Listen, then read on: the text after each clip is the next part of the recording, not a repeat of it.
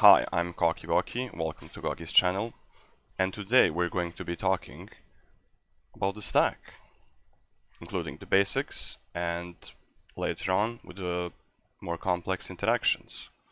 Let's start with the basic terminology. You can do two things with the stack.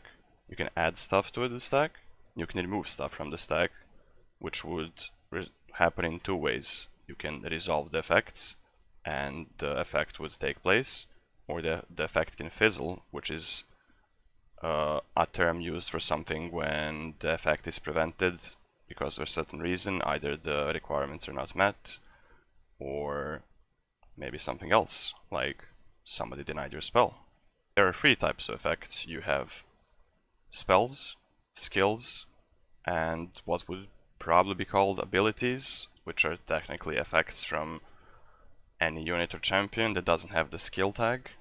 There's a specific skill icon when you know it can be interacted with, because it would go on the actual stack when you can respond to it. Stuff like Spirit Leech does not have that kind of an effect, so it just happens. It is basically like a skill, but it happens burst speed, so you can't interact with it before it resolves. Okay, you have certain types of triggers as well. You have a play trigger, which is something like Zoe does for her level up condition. That triggers as soon as you put a thing on the stack. So if you put any spell, fast or slow speed or burst, and press OK, she counts it as her one of the 10 spells or cards required for the level up.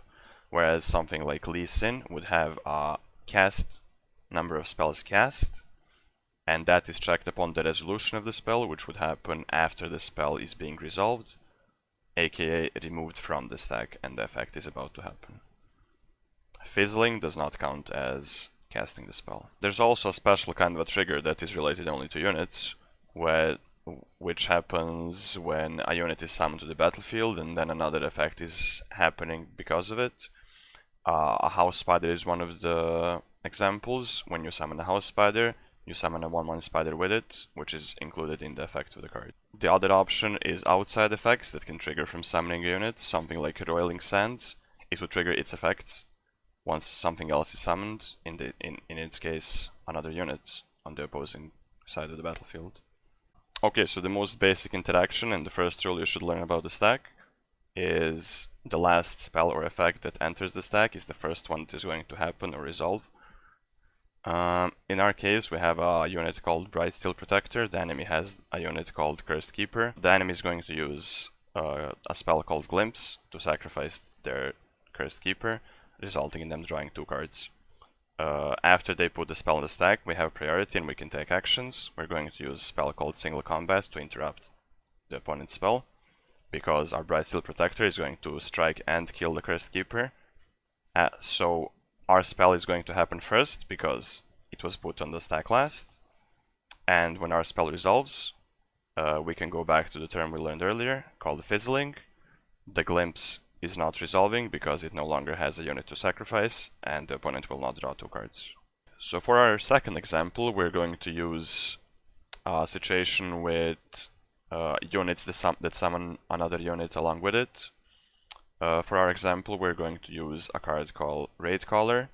We're going to have 5 units on the board already. When you play the Raid Caller, it's going to trigger its summon effect to try to summon a miss rate, but the effect will fizzle, aka the miss rate will be obliterated upon entry and will not enter the battlefield at all because there is no room for it. The same effect would occur if we try to play a Spectral Matron, a House Spider, a Fading Icon in that exact scenario. There's an edge case when you have 6 units exactly. You can again play the Raid Caller in this example to override one of the units, but the summoned unit, aka Miss Rate, would still not be summoned because the board is still full. For our next example, we're going to talk about requirements on cards. For our example, we're going to use Culling Strike. We're going to be targeting an enemy Shyvana. The Culling Strike has a requirement that the unit that you're targeting has 3 or less power, and that effect you can put on the stack if initially the requirement is met. So at this point the Shyvana is going to have 3 power, so we're going to put the Culling Strike on the stack. But the opponent again has priority, they can take actions. They're going to use a spell called Sharp Sight, buffing the Shyvana to 5 attack. And upon resolution of Calling Strike, even though it is already targeting Shyvana and it says kill the unit, the requirement is going to be checked again. The Shyvana at this point does not have fearless power and she's not going to die, resulting in fizzling of the Calling Strike. We can again respond to that same stack by re-interacting with Shyvana in that case. For example, applying a Frostbite effect with any spell, or otherwise reducing her attack back to below 3. And again, like, it's upon resolution that the Calling Strike checks, not in the middle of the stack, so if at any point it goes up, like, above 3, and then goes back down, the effect would still happen. Another example of effect checking upon resolution is a Shadow Apprentice. When the unit is summoned, it gets a +1/+1 effect if there is an ephemeral unit on your board. If the unit itself has ephemeral, for example, from an Oblivious Islander, it would count itself because the effect is checked upon resolution, so when you play the unit, its summon effect is triggered when it is on the battlefield, and at that point the requirement is checked. Is there a unit with ephemeral? There indeed is. The unit itself has ephemeral, it counts itself among others, it doesn't say other ephemeral units, so it would get a +1/+1 buff. Here it's going to get slightly more complicated and slightly more interesting. We're going to be talking about multiple triggers upon summoning units, how they get added to the stack and removed from the stack, aka resolving. There are some neat interactions, but we're going to break them down step by step so it's easier for you to understand. In our first example, we're going to be using Spectral Matron along with Cithria, Lady of the Clouds. We're going to be summoning or playing a Spectral Matron from the hand, summoning the Cithria, which will result in all of your units doubling in stats and getting Challenger, including the Spectral Matron, which might be confusing to some of you, but here is how it technically works. So the first order of business is you play the Spectral Matron from the hand, you choose a target for it. When Spectral Matron enters the battlefield, there is only one trigger happening, which is summoning this previously selected unit. So the next thing that happens is Cithria enters the battlefield alongside the Matron. The next thing that happens is the Cithria herself triggers her ability, which says all of the other units get doubled stats and Challenger, which at this point includes the Matron because Matron entered the battlefield previously, correct? And that would result in your full board getting buffed. In our next example, we're going to be using House Spider with Roiling Sands. This one is slightly more difficult to understand because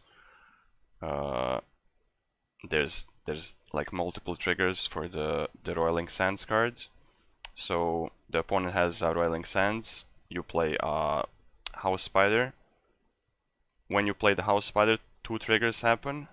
The first trigger that happens is the trigger from the Roiling Sands, which says the House Spider needs to get vulnerable. This isn't resolving yet, but that is on the stack. The second thing that gets added to the stack is summoning a Spiderling, which is an effect that the House Spider has. This effect gets added to the stack last, so it is the first one to resolve.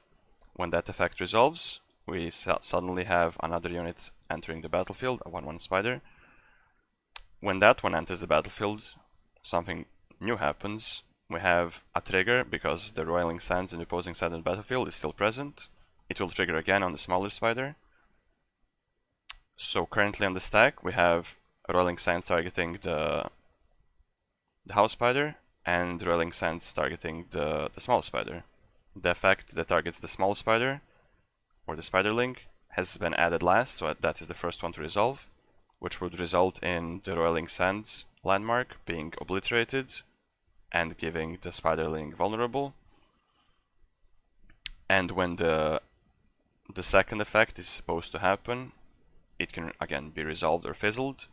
The requirement of the Roiling Sands card is no longer there. The card is already finished with its effect, right? It has given a unit vulnerable, it doesn't give multiple units vulnerable. So the effect will fizzle and the House Spider will not get vulnerable from it. So this same situation can apply to basically all the alternatives to before mentioned cards, to any unit that summons another unit, and when the first unit is summoned itself, and to all alternatives to Roiling Sands as well, that basically affects that trigger upon the first unit being summoned. Stuff like Tattered Banner and Shroud of Darkness only affect the first unit being summoned. So for other examples we have like Tattered Banner with House Spider, it will again grant the smaller Spiderling Challenger, not the big one, in exactly the same example. And for example the Rekindler, summoning a Kindred with Shroud of Darkness would grant the Kindred, or give the Kindred spell shield and not the Rekindler. So for the next step, it's gonna get a little bit more complex again. We're going to be using Blighted Caretaker, which after being summoned, summons 2 more units instead of 1 we previously had.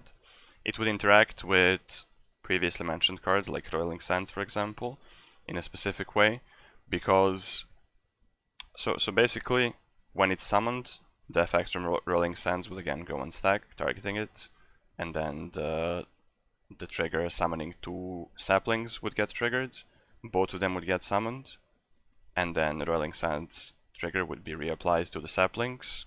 But because both of the saplings are spawned at the same time, they're not separate triggers. The first one will eat the Roiling Sands, and again it will not happen on the Caretaker itself, but on the first sapling, not on the last sapling, because it's the same trigger. And for another example, we have using the Blighted Caretaker on the Cursed Keeper, when we have 4 units on the board, including the Cursed Keeper. Again, the local effect triggers last, so the first effect that will trigger, because upon entry of the Cursed Keeper, upon entry of the Blighted Caretaker, the Cursed Keeper is going to die. The effect first going to the stack is summoning an Escaped Abomination. After that, the effects of summoning 2 saplings are going on the stack, so those resolve first. We will add 2 saplings to the battlefield. At this point we have 6 units. The Escaped Abomination is supposed to be summoned because of what happened previously. That trigger got added first to the stack, so it happens last. There is no room, so it gets obliterated and never enters. So for the last part, we're going to be talking about the most complex interaction that a lot of people are confused about. It's going to be an interaction between a leveled Zoe and the Golden Sister, or the Sisters. The Zoe level up effect reads, for the rest of the game, when you summon a unit, grant its keywords to all allies. So let's try to break it down. What happens is you have a leveled Zoe, or it doesn't have to be on the battlefield anymore, but a Zoe has leveled previously. Again, its level up condition works even when Zoe dies. And then we're going to play a Golden Sister from the hand. That triggers 2 separate things. We put the external trigger first on the stack, as we talked about before. The external trigger being the Zoe level up in this case. It says grant other allies a lifesteal in this case. That effect is put on the stack. The second effect being put on the stack is summon a Silver Sister. That effect gets resolved first because it's put last. So we put a Silver Sister on the battlefield, which in result triggers another instance of the Zoe level up trigger, which reads, give all your allies elusive. All the variables, conditions, everything, requirements are checked upon resolution of the effects or spells. So at this point, all allies includes the Golden Sister, Ballistic Bot, and Zoe, and the Silver Sister herself, but she already has elusive. All of them would gain elusive. The next thing that needs to resolve is the first thing that was added to the stack, which is giving all of your allies lifesteal. Again, this includes the Silver Sister because it is checked upon resolution, and it was result in both the sisters and your older units having both lifesteal and elusive. And that's it. That will be all for today. Thank you for watching and see you next time.